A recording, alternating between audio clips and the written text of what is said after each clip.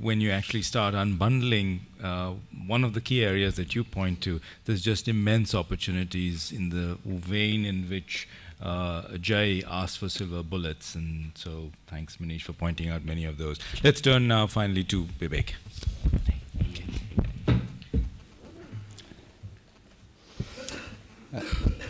Arvind, Shekhar, ladies and gentlemen,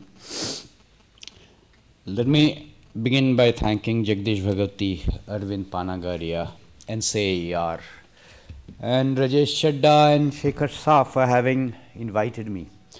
Rajesh sort of requested, Shekhar ordered, and I could not refuse the order. It's just as well that I accepted because I got the opportunity to read the book, and more importantly, I guess, I've always criticized the industrial policy resolution of 56 more than the 48 one. Had I not turned up, I would not have realized that NCAER was set up as a result of the industrial policy resolution of 56. I will divide my comments into two sets. First is, why do I think this book should be written? Someone or the other should be writing this book. Why do I think that? So that's the first set. And the second set of comments will be about the draft book that's been authored by Jagdish Bhagwati and Arvind Panagaria. And Jagdish and Arvind are not only respected academic economists, they also write exceedingly well because they write for the popular press. So if a popular book is to be written based on solid research, you couldn't have asked for two better collaborators. Why do I think this book ought to be written? Well, you saw a quote from the Tryst with Destiny speech, but that misses out my favorite part. And my favorite part is where it says, at the stroke of the midnight hour, when the rest of the world sleeps, India awakes to life and freedom.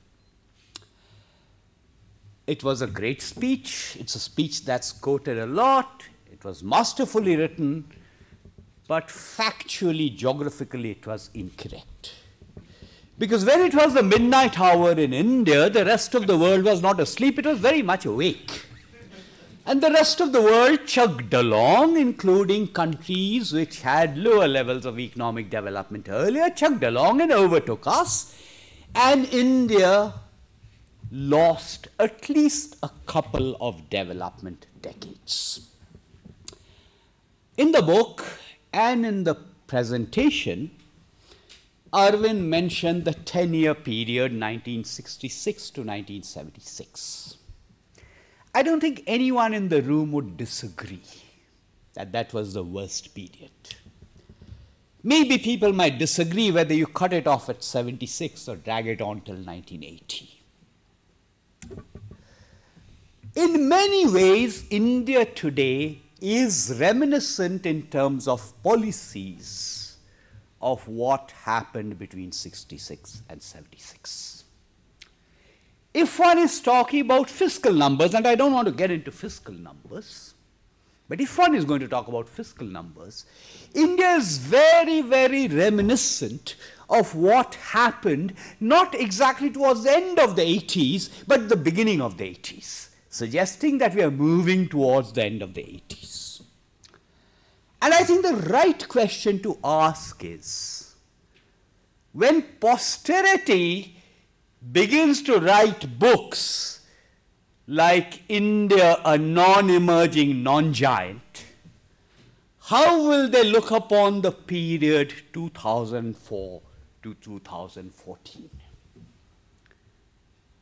And will we then reflect, not we, whoever writes that, will reflect on this period and lambast it exactly as we are now doing for the period 66 to 76.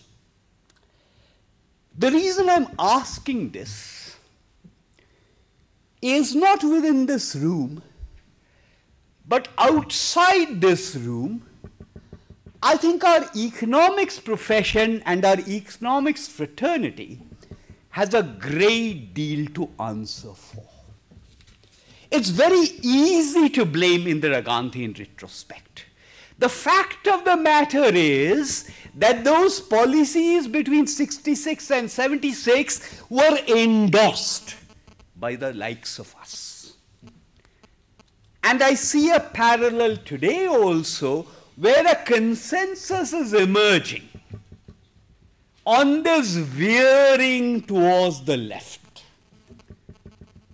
And the situation today is worse than 2008. And I'm not being flippant when I say that if Arvind wrote that book in 2012, he would probably have given it a different title. And notice, by the way, in NCAR, we used to talk about India's tigers, that bag that NCAR has given all of us, it no longer has tigers, it has elephants. The economics profession has a way of not tolerating dissent. Contrarian views are not encouraged. We might be reluctant to admit it, but P.D. Shenoy was ostracized and marginalized. So was B.S. Minhas. So would Bhagwati had been had he lived in India, except that he did not live and work in India. Now that's the reason I'm saying that someone ought to write this book questioning the so-called prevalent wisdom. And for God's sake, Arvind, if you can, excise this expression inclusive growth. Let's not use it. You've used it in the manuscript. Why the hell do we want to use something we don't understand? We don't know what it means. So let's not use it because the rest of the world outside this room is using it. Let me now talk about what is in the book. And in my comments about what is in the book, I have two sets of comments.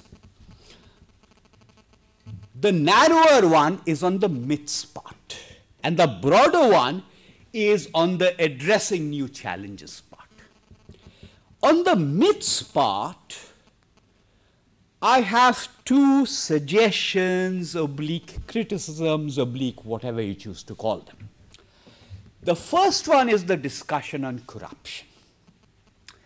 And you might want to take a look at the discussion on corruption because the discourse on corruption covers all kinds of different things, not just corruption in delivery of public goods and services. The book actually is talking about corruption in the delivery of public goods and services. And certain statements made in that context make absolute sense. But if one is talking about broader forms of corruption, such as discretionary abuse in using natural resources, then some of those statements probably ought to be nuanced. The second suggestion I have is on the inequality issue about, within quotes, socially disadvantaged groups. And indeed, that's part of the discourse. By socially disadvantaged groups, one means SCs, STs, to the extent one can get data, perhaps even OBCs, and I have no quarrels with that. But I think the really interesting thing that's happening in India is not that, but inequality that is geographic in nature. Now, what I mean by that is my reading, and this is partly based on a paper that Lavish Bhandari has written. I have no idea whether he's published it or not. It's based on also using the NSS data for 2009-2010. And this tends to suggest that as more and more, within quotes, rural areas are getting mainstreamed into urban areas, inequality is increasing. Meaning, villages or habitations that have population sizes, let's say more than 2,000, are getting integrated. But the distance between those and villages and habitations that have population sizes lower than 500, they're actually declining. I mean, it's actually going up. And if that is the case, then I do not necessarily see why that's a bad thing. And in fact, in the discussion on inequality, apart from this, it's worth having some kind of a discussion on inequality in the distribution of outcomes vis-a-vis inequity in access to health, education, or whatever. Now let me turn to the adding new challenges part. In the adding new challenges part, by the way, Shekhar, I'm not going to pull all of this together. I can't do that. That's your job. I think you need to be a bit more aggressive. Quality, relevance, impact. There's no question about the quality. There's no question about the relevance if you want to increase the impact. By the way, for those of you who do not know, NCAR is quality, relevance, impact. If you want to make the impact, I think you have to go beyond traditional economics and address political issues head on.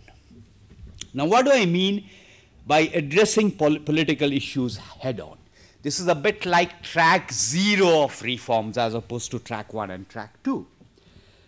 Firstly, I think you might decide not to do it, but someone ought to seriously question what I'm talking about. Schedules 5 and 6 of the Constitution as well. The simple point I'm making is, if you consciously segregate certain segments of society, constitutionally and legally, logically it follows they will never be mainstreamed into the growth process. So we ought to be questioning that as pure developmental economists. Also, I think there ought to be a discussion on delivery.